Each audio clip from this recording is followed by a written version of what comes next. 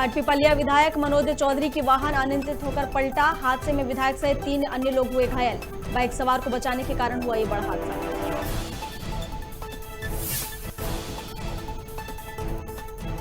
सीहोर में भारतीय मजदूर संघ लंबित मांगों को लेकर संघर्षरत। शुगर फैक्ट्री के हैं सभी कर्मचारी और मजदूर, प्रशासन नहीं कर रहा मांगों पर अमल।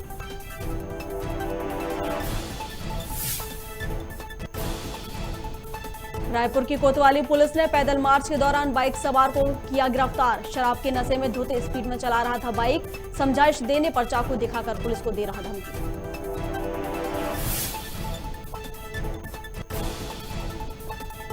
डबरा में खबर भारत की खबर का हुआ असर। सराफा कारोबारी ने लौटाए ग्राहक के पैसे। एसडीएम की समझाइश के बाद लौटाए पैसे।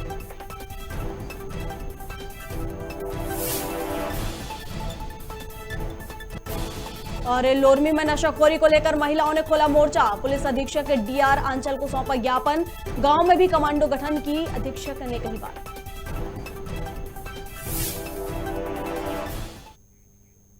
नमस्कार, खबर भारत देख रहे हैं आप। मैं हूं आपके साथ प्रियंका। चलिए बढ़ते हैं खबरों की ओर। अशोकनगर अंतर्गत आने वाले अमोदा में किसानों ने कलेक्टर कार्यालय के सामने प्रदर्शन किया और पटवारी मोनिका कुशवाहा के ऊपर सर्वे कार्य के लिए रिश्वत मांगने के आरोप लगाए हैं और उन्हें हटाने की मांग की है। और एसडीएम नेहल जैन से उचित कार्रवाई कर मुआवजा दिलाने की भी गुहार लगाई है। दरअसल सरकार ने ओलावृष्टि से खराब हुई फसलों का सर्वे करा के मुआवजा देने का वादा किया था, लेकिन अब तक किसानों का मुआवजा नहीं मिला है। वहीं इस मामले में एसडीएम ने जांच कराकर कार्रवाई करने का आश्वासन दिया है।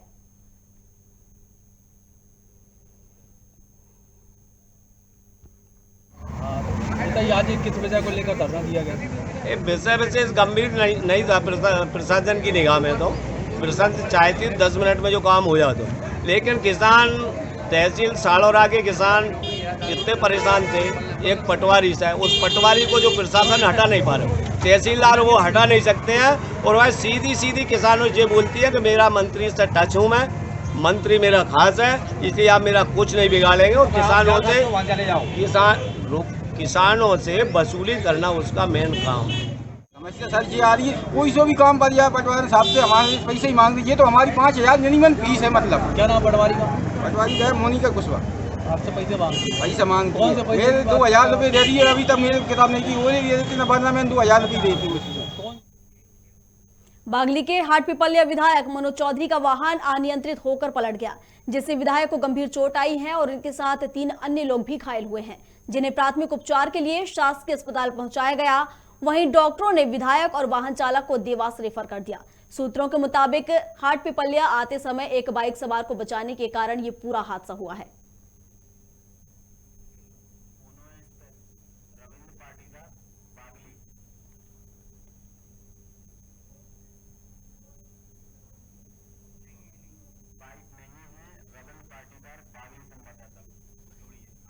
चलिए इस पर अधिक जानकारी के लिए रविंद्र हमारे साथ बागली से हमारे संवाददाता जुड़ गए हैं।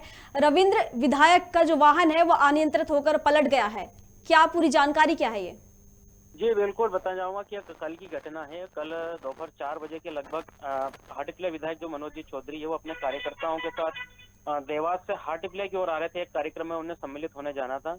उसी दौरान जो हाटपिपलिया के पहले गाँव मनासा है, वहाँ पर गाँव के पहले ही जैसे ही वाहन के सामने अचानक एक बाइक चालक आ गया था, उसी को बचाने के प्रयास में उनका वाहन अनियंत्रित हो गया और सड़क किनारे पलट गया।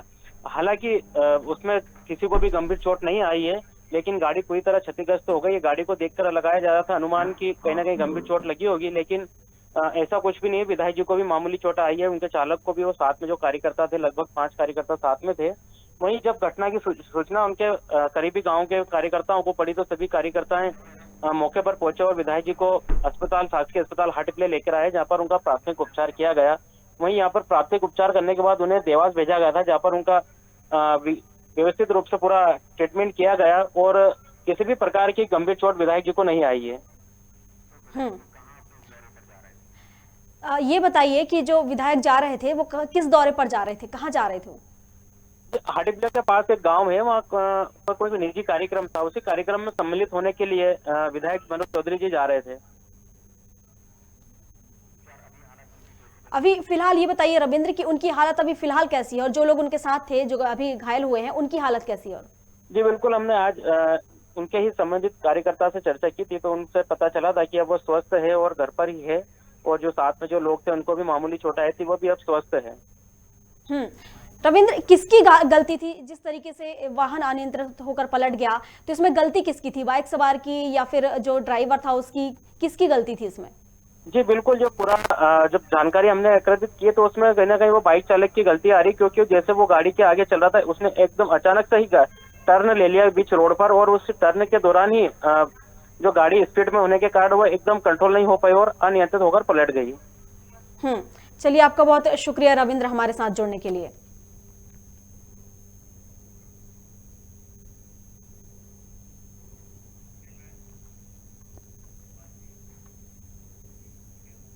चलिए अगली खबर की ओर बढ़ते हैं। राजधानी भोपाल के बैरागढ़ में गृह एवं जेल मंत्री नरोत्तम मिश्रा सेंट्रल जेल का निरीक्षण करने पहुंचे। इस दौरान सुरक्षा व्यवस्था को लेकर अधिकारियों को सख्त निर्देश दिए। बता दें कि अहमदाबाद ब्लास्ट के 6 दोषियों को भोपाल सेंट्रल जेल में बंद किया गया है, जिसको लेकर जेल की सुरक्षा बढ़ाई जा रही है। जो निरीक्षण के बाद में जो हमने समिति कल बनाई है एडीजी के नेतृत्व में मीणा साहब के, उनको रिपोर्ट करेगी। रात की पेट्रोलिंग शुरू हो गई है, पेराफेरी पेट्रोलिंग शुरू हो गई है, अकस्मात निरीक्षण प्रारंभ कर दिया गया है। आज जो हमने अंडा सेल थी उसका भी निरीक्षण किया, और जहां पर अहमदाबाद ब्लास्ट के सजा प्राप्त आतंकी हैं 6 स्थल का भी निरीक्षण किया है। सभी बारीकियों का भी निरीक्षण किया। फेंसिंग में करंट चल रहा है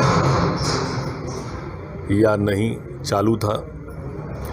कैमरे सभी चल रहे हैं चालू हालत में, सीसीटीवी, वो कोई इस तरह की दिक्कत तो नहीं है। उच्च सुरक्षा यूनिट, उच्च सुरक्षा व्यवस्था, ये भी सब पूरी की पूरी चीज़ें हमने देख ली हैं। सारे सुरक्षा उपकरणों, walkie talkie, control room, high mast light, सभी ऑपरेशन मोड पे हैं। बहुत जल्दी हॉटलाइन भी चालू हो जाएगी। वहाँ सुरक्षा की दृष्टि से भी चर्चा हुई है, जो मैंने जैसा आपको बताया था। बाहर सुरक्षा के बाद में ये सब स्थितियों का अभी। चलिए अगली खबर की ओर बढ़ते हैं, जहां डबरा में खबर भारत की खबर का असर हुआ है। एक बार फिर असर देखने को मिला है।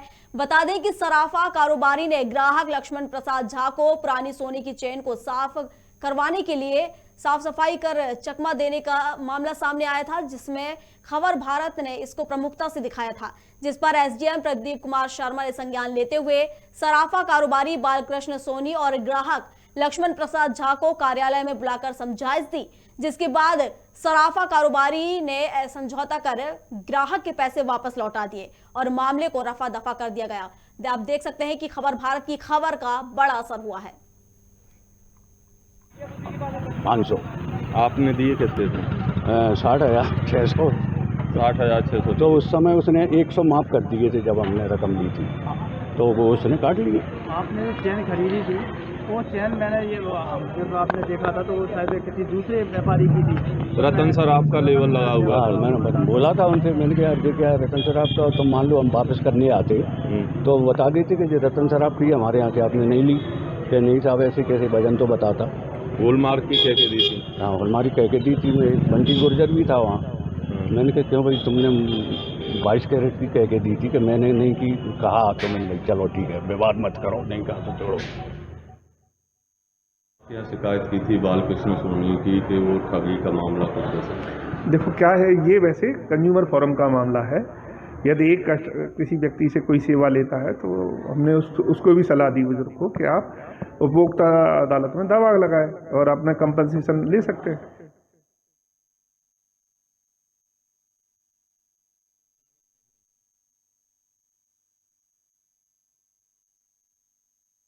भारत, एक और खबर का असर हुआ है। खबर भारत में जो पहले खबर दिखाई गई थी, अब उसका बड़ा असर हुआ है और एक ग्राहक जो कि लक्ष्मण प्रसाद झा थे, उनको उनकी पुरानी सोने की चैन वापस मिल गई है। जी बताएं। हेलो, माफ कीजिएगा, उसके पैसे वापस मिल गए हैं। भरत, क्या आपको मेरी आवाज आ रही है? जी जी मैम, मैं सुन पा रहा हूँ। जैसा कि जो अभी खबर भारत पे जो खबर चलाई गई थी, जिसमें एक सराफा कारोबारी थी, एक झा ने जो चैन खरीदी थी, उस मामले में बड़ा बदलाव हुआ है। उसमें अपनी हेलो जी ये खबर जी भरत बोले, वापस आ रही है आपकी आवाज हम तक। जी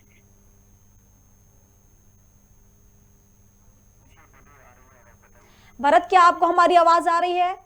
जी बिल्कुल सुन पा रहा हूँ मैं जी आपकी। बताएं। मैडम, ये डबरा का मामला है। यहाँ पे जो है सराफा कारोबारी और एक ग्राहक के बीच कुछ सोने की चैन को लेने को लेकर विवाद हो गया था। जो ग्राहक था उसने सराफा कारोबारी पर आरोप लगाया था कि उसने 22 कैरेट की जगह उसको 20 कैरेट की सोने की चैन पकड़ा दी है। तो जिसकी शिकायत लेकर वह एसडीएम कार्यालय पहुंचा था। तो एसडीएम कार्यालय से भी एक सराफा कारोबारी को नोटिस जारी किया गया था, लेकिन उसके बाद भी कोई कार्रवाई नहीं दिखती नजर आ रही थी। जिसके बाद खबर भारत ने जो खबर चलाई थी, तो उसके बाद फिर एसडीएम ने उसको संज्ञान लेते हुए मामले को उसको बुलाया और सराफा कारोबारी को फटकार लगाई और कहा कि उस मामले को उसको निपटाएं। क्या उस पर कोई कार्रवाई की गई सराफा कारोबारी के ऊपर, या फिर सिर्फ फटकार लगाकर छोड़ दिया गया?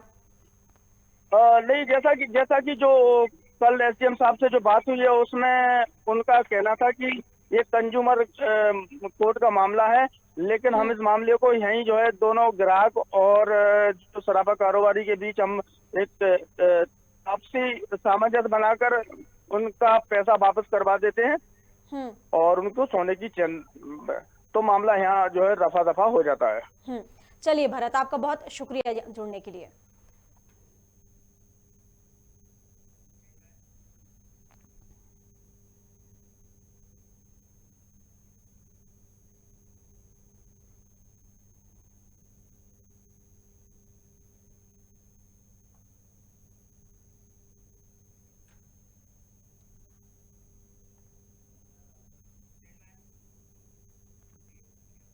मंदसौर के दलोदा थाना में रक्षा समिति सदस्यों की बैठक संपन्न हुई, जिसमें अलग अलग गांव के रक्षा समिति सदस्य शामिल हुए।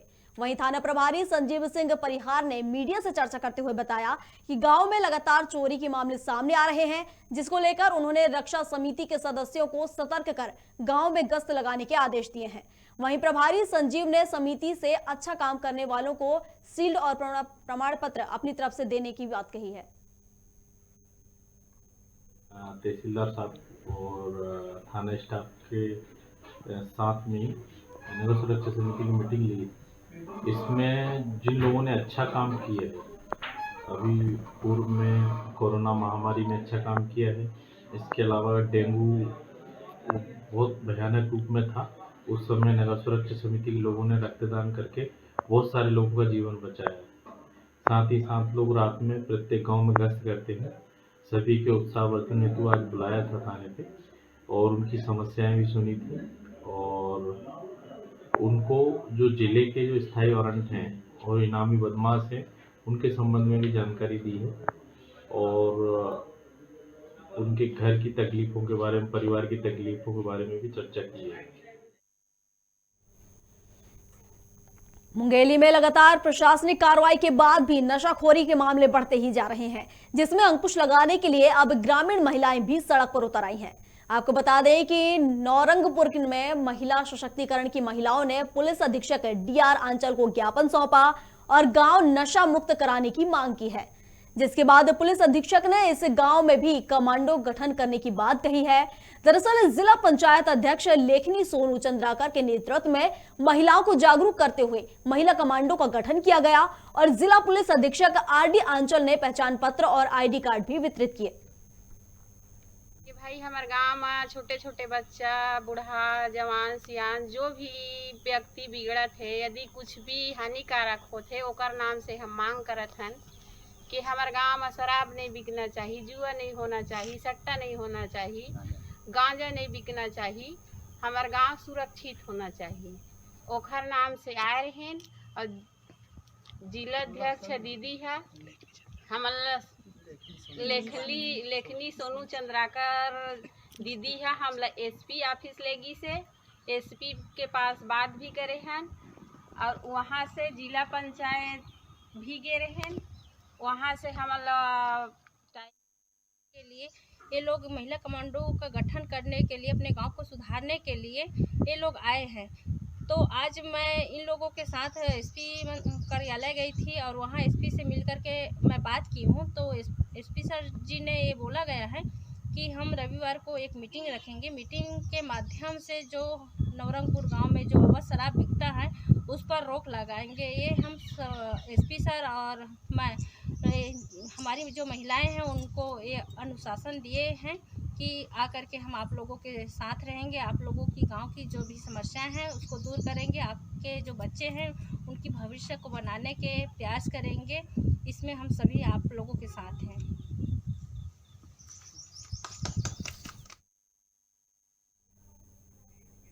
चलिए अगली खबर की ओर बढ़ते हैं। सीहोर में भारतीय मजदूर संघ द्वारा शुगर फैक्ट्री कर्मचारी मजदूरों की समस्याओं और कई मांगों को लेकर मुख्यमंत्री के नाम कलेक्टर को ज्ञापन सौंपा है। भारतीय मजदूर संघ लंबे समय से विभिन्न मांगों को लेकर संघर्षरत हैं। भारतीय मजदूर संघ द्वारा दिए गए ज्ञापन में सभी विभागों में कार्यरत अधिकारी कर्मचारियों की पदोन्नति की जाए और समस्त श्रेणी के कर्मचारियों के वृत्ति कर से की जा रही कटौती को बंद किया जाए। इसको लेकर ज्ञापन सौंपा है और जिला अध्यक्ष विनीत दुबे ने बताया कि हमारी लंबित समय से कर्मचारियों के हितों को लेकर मांगे चल रही हैं, लेकिन अब तक प्रशासन द्वारा इन मांगों पर कोई अमल नहीं किया गया है।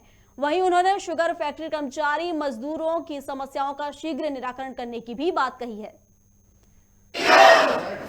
भारत माता की जय, भारत माता की जय, हम अपना जय वंदे मातरम, वंदे मातरम।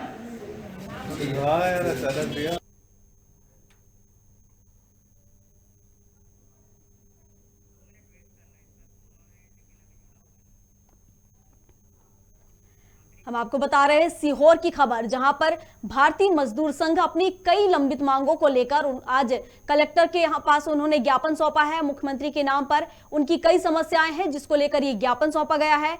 कर्मचारी मजदूरों की समस्याओं और कई मांगों को लेकर ये ज्ञापन सौंपा गया है। वहीं भारतीय मजदूर संघ लंबे समय से विभिन्न मांगों को लेकर संघर्ष कर रहा है। इसके बाद भी उनकी जो समस्याएं हैं उनका कोई निराकरण नहीं हो रहा है, जिसके चलते आज भारतीय मजदूर संघ ने कलेक्टर को ज्ञापन सौंपा है और लंबित पड़ी मांगों को शीघ्र पूरी करने की बात कही है। आपको बता दें कि इस ज्ञापन में सभी विभागों के कार्यरत अधिकारी कर्मचारी की पदोन्नति की जाए, ऐसा इस ज्ञापन में लिखा हुआ है और समस्त श्रेणी के कर्मचारियों के वृत्ति कर से की जा रही कटौती बंद की जाए, ऐसा भी उस पर लिखा हुआ है। चलिए अगली खबर की ओर रुख कर लेते हैं।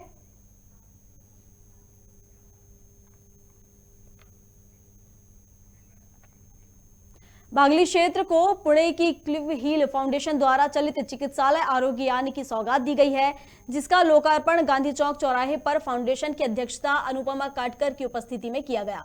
बता दें कि चलित चिकित्सालय से आदिवासी बहुमूल्य क्षेत्र के गरीब वर्ग को स्वास्थ्य सुविधाओं का सीधा लाभ मिलेगा और चलित चिकित्सालय आरोग्य यान से आदिवासी बहुल क्षेत्र में कई हद तक स्वास्थ्य सुविधाओं का लाभ सीधा पीड़ित व्यक्ति के घर तक पहुंचेगा, जिसका संचालन सेवा भारती उप समिति जटाशंकर द्वारा किया जाना है।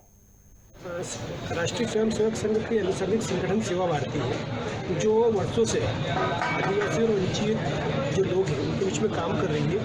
उन आदिवासी क्षेत्र में जो सेवा भारती ने अपने कार्य किए हैं, जो गरीबों की सेवा की है और घर घर तक आदिवासियों तक हमने उन्नति का प्रयास किए, इससे प्रभावित होकर पुणे की जो कंपनी है, कंपनी ने हमको एक क्विक हिल कंपनी है, उसने हमको एक चलित वाला आरोग्य यहाँ पर डाल दिया है।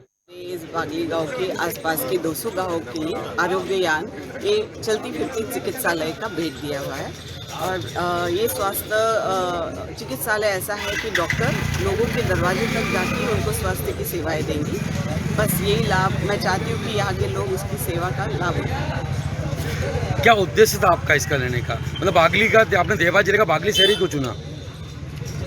एक्चुअली हम लोग जो भी काम करते हैं एस्पिरेशनल डिस्ट्रिक्ट करते हैं और एस्पिरेशनल डिस्ट्रिक्ट में ये भी एक भाग आता है जहाँ पर आदिवासियों का ज़्यादातर निवास होता है और इन लोगों को वो सुविधा नहीं होती है स्वास्थ्य की। छत्तीसगढ़ की राजधानी रायपुर की कोतवाली पुलिस ने पैदल मार्च के दौरान तेज रफ्तार बाइक चालक द्वारा पुलिसकर्मी को चाकू दिखाने के आरोप में उसे गिरफ्तार किया है। गिरफ्तार आरोपी साजिद अली बैजनाथ पारा का रहने वाला है। मामला सदर बाजार क्षेत्र का है, जहां दी गई समय की अवधि के तहत पुलिसकर्मी पैदल मार्च कर दुकानें बंद करने पहुंचे थे। इस दौरान शराब के नशे में धुत स्पीड में बाइक चलाने पर एक युवक को रोका तो उसने पुलिसकर्मी को ही चाकू दिखाकर धमकी दी, जिसके बाद कोतवाली पुलिस ने आरोपी साजिद को गिरफ्तार कर आर्म्स एक्ट के तहत कार्रवाई की है।